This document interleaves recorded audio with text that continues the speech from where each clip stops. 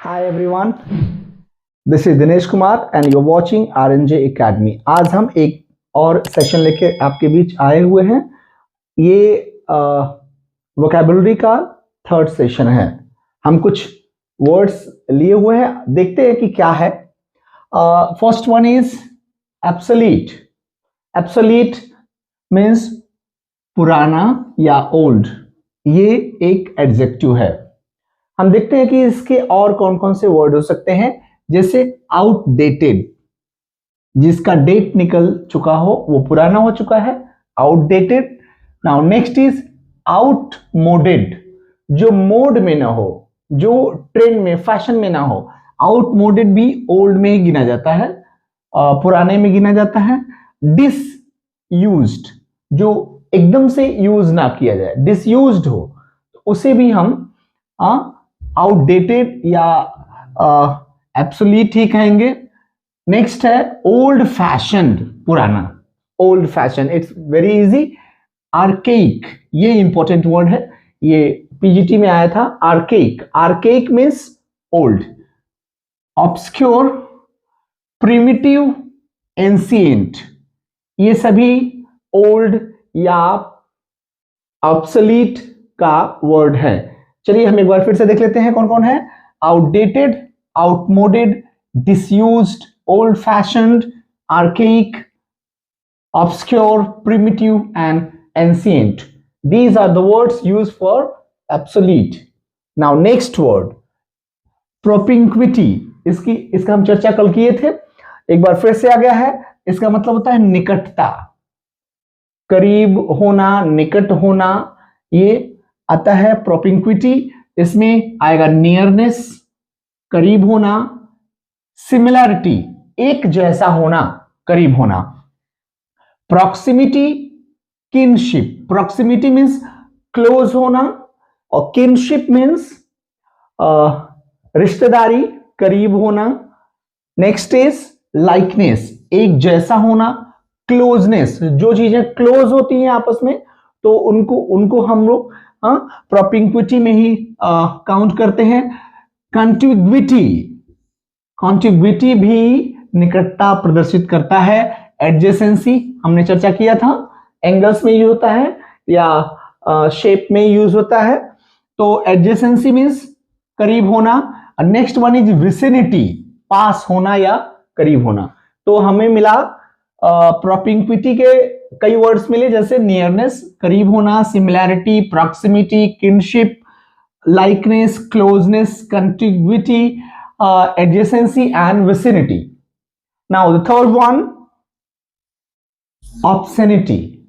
Obscenity, अश्लीलता, बहुत ही countable word है। इसको हम लोग, ये एक नाउन है, जैसे हमने प्रोपिंक्विटी देखा था, वो भी एक नाउन ही था। ये एक नाउन है। इसकी फर्स्ट इसका वर्ड है इनडिसेंसी, जो डिसेंट ना हो, जिसमें डिसेंसी ना हो, तो इनडिसेंसी अश्लीलता में आता है। सेक्सुअलिटी, ये सब लोग जानते हैं। लस्टफुलनेस, जिसमें लस्ट बहुत ज्यादा हो, तो उसे भी हम सेक्सुअलिटी में ही काउंट करते हैं या ऑब्सेनिटी में ही काउंट करते हैं। Next is इमोडेस्टी। इमोडेस्टी में जो मॉडेस्ट ना हो, तो इनका हुआ मॉडेस्ट नहीं है, तो इसका मतलब हुआ कि वो इमोरल है या ऑब्सेनिटी उसमें है। कोर्सनेस, हमने कल देखा था, कोर्सनेस भी एक तरह से है जिसमें भद्दापन हो, अच्छा ना हो। इमोरलिटी, इमोरलिटी जो मॉरल नहीं है, जिसमें मॉरलिटी नहीं है, इमोरलिटी, और ये आएगा ऑब्सेनिटी में। नेक्स्ट वन इज करप्शन, जो सब लोग जानते हैं, करप्शन भी बुराई में या कह सकते हैं कि अश्लीलता में ही काउंट होता है। तो इस तरह से हमने ऑब्सेनिटी के कुछ 7-8 वर्ड्स देखा हमने, जैसे indecency, sexuality, lustfulness, immodesty, coarseness, immorality and corruption. Now the next one, fourth one is mirth. Mirth means उल्लास. When we are very much happy, we use mirth. Mirth का सबसे पहला वर्ड है मेरीमेंट, खुश होना, प्रसन्न होना, merriment. Next one is happiness, it's very louder, happiness. Another one is laughter, laughter challenge बहुत लोग देखते रहते हैं, तो ये भी आ गया उसमें, उल्लास में, मर्थ में। Next is Joy, very simple word, joyfulness and bliss, जिसे वर्ड्सवर्थ ने बहुत अधिक यूज किया है, तो जॉय, जॉयफुलनेस और ब्लिस, ये सभी आएंगे मर्थ में, हैप्पीनेस में। Another one is cheerfulness, cheerfulness, happiness, ये उसमें आएगा। प्लेजर, प्लेजर, हैप्पीनेस, खुशहाली। ग्ली, ग्ली भी वर्ड्सवर्थ ने यूज किया है अपने पोएम में, तो ग्ली भी ये हुआ उल्लास से आता है। Next is jollity and hilarity, they are important word.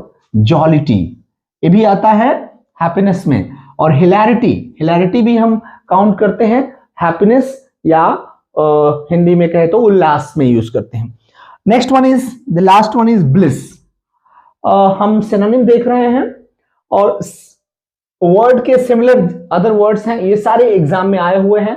जैसे मैंने बताया कि ये आर्केइक या प्रिमिटिव, ये पीजीटी में आया है, लेक्चरर में आया है, ऐसे ही सभी वर्ड कहीं ना कहीं किसी न किसी एग्जाम में आया है। हमने जो उठाया ये वर्ड, ये आपके लिए इंपॉर्टेंट है, और अगर आप सिनोनिम तैयार करते हैं तो आपका एंटोनिम स्वतः तैयार हो जाता है।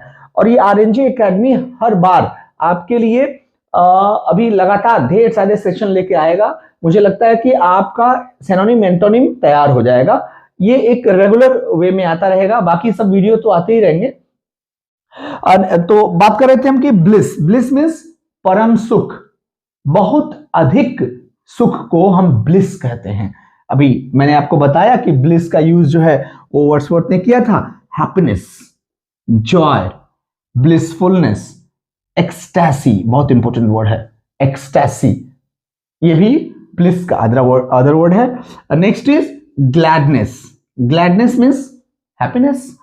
And next is felicity, felicity means भी एक तरह से हैप्पीनेस ही होता है। इलेशन, जब कोई इलेट हो, जब कोई हाईली किसी को चमकाया जाए तो वहां हैप्पीनेस आता है, elation, happiness. Next one is rapture, it was used in a poem by Wordsworth. Rapture, rapturous, rapture means परम सुख। जब कोई किसी मोमेंट में खो जाए तो रैप्चर का यूज करते हैं हम। Next is festivity, when we celebrate some word, something, some moment, जब हम किसी मोमेंट को सेलिब्रेट करते हैं तो वहां हम यूज करते हैं फेस्टिविटी। और अगला है कन्वियलिटी, कन्वियलिटी भी हैप्पीनेस से ही आता है। और next is revelry and glee, they are used for happiness. तो एक बार फिर से हम देख लेते हैं। ब्लिस के वर्ड्स हैं happiness, joy, blissfulness, ecstasy, gladness, felicity, elation, rapture, festivity, conviviality and revelry and glee. So these were the words. हमने सिर्फ 5 वर्ड लिए और इनसे रिलेटेड हमने लगभग 50 वर्ड्स कवर किए।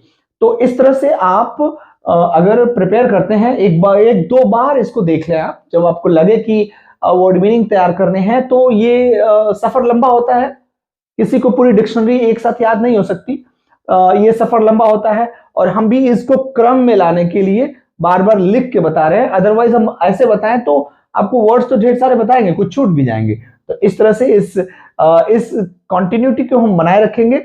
अगले वीडियो में मिलेंगे, तब तक इस वीडियो को आप लाइक करिए, सब्सक्राइब करिए, अपने दोस्तों में शेयर करिए और आरएनजे एकेडमी का सपोर्ट करिए। Thank you very much.